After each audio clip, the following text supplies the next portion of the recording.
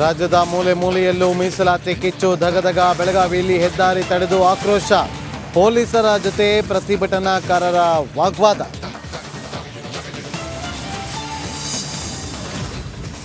ಡಿ.ಕೆ. ಶಿವಕುಮಾರ್ ಅವರಿಗೆ ನಾನು ಹೇಳಿದ್ದೀನಿ, ನೋಡಪ್ಪ ನೀನು ಜನವರಿ ಒಳಗಡೆ ಆದರೆ ಆಗ್ತೀಯಾ, ಇಲ್ಲಾಂದರೆ ಆಮೇಲೆ ಕಷ್ಟ ಇದೆ ಅಂತ. ಅದಕ್ಕೆ ಯಾವಾಗ ಒತ್ತು ಕಿತ್ಕೊಂತೀರ, ಜನವರಿ ಒಳಗಡೆ ಒತ್ತು ಕಿತ್ಕೊಂತೀರೋ ಆಮೇಲೆ ಇವ್ರ ಗ್ರಹಗತಿ ಸರಿ ಇಲ್ಲ, ನಾನು ಹೇಳ್ತಾ ಇದ್ದೀನಿ. ಸದನದಲ್ಲಿ ಮುಖ್ಯಮಂತ್ರಿ ಕುರ್ಚಿ ಬಗ್ಗೆ ಸ್ವಾರಸ್ಯಕರ ಚರ್ಚೆ. ಡಿಕೆಶಿ ಜನವರಿ ಒಳಗೆ ಸಿಎಂ ಆಗಬೇಕು, ಮುಂದೆ ಕಾಲ ಸರಿ ಇಲ್ಲ. ಡಿಕೆಶಿ ಕಾಲೆಳೆದ ವಿಪಕ್ಷ ನಾಯಕ ಆರ್ ಅಶೋಕ್.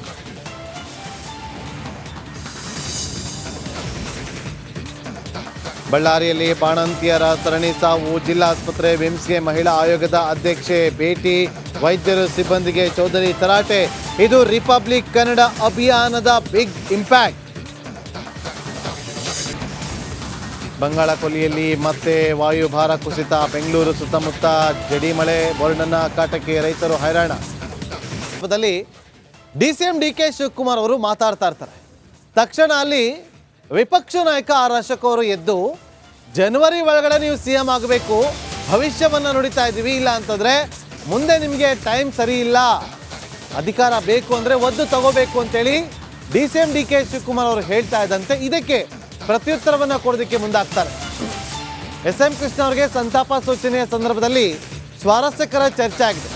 ಮಧ್ಯರಾತ್ರಿ ಕೃಷ್ಣ ಮನೆಯ ಬಾಗಿಲು ಒದ್ದು ಮಂತ್ರಿ ಆಗಿದ್ದು, ಅಧಿಕಾರ ಬೇಕು ಅಂದರೆ ಒದ್ದು ತಗೋಬೇಕು ಅಂತ ಡಿ.ಕೆ. ಶಿವಕುಮಾರ್ ಅವರು ಹೇಳ್ತಾರೆ. ಈ ನಡುವೆ ಮಧ್ಯಪ್ರವೇಶ ಮಾಡುವಂಥ ಆರ್ ಅಶೋಕ್ ಅವರು ಈಗಲೂ ಅಧಿಕಾರ ಒದ್ದು ತಗೋತೀರಾ, ಜನವರಿ ಒಳಗಡೆ ನೀವು ಸಿಎಂ ಅಲಂಕಾರ ಮಾಡಬೇಕು ಸ್ಥಾನವನ್ನು, ಇಲ್ಲ ಅಂದರೆ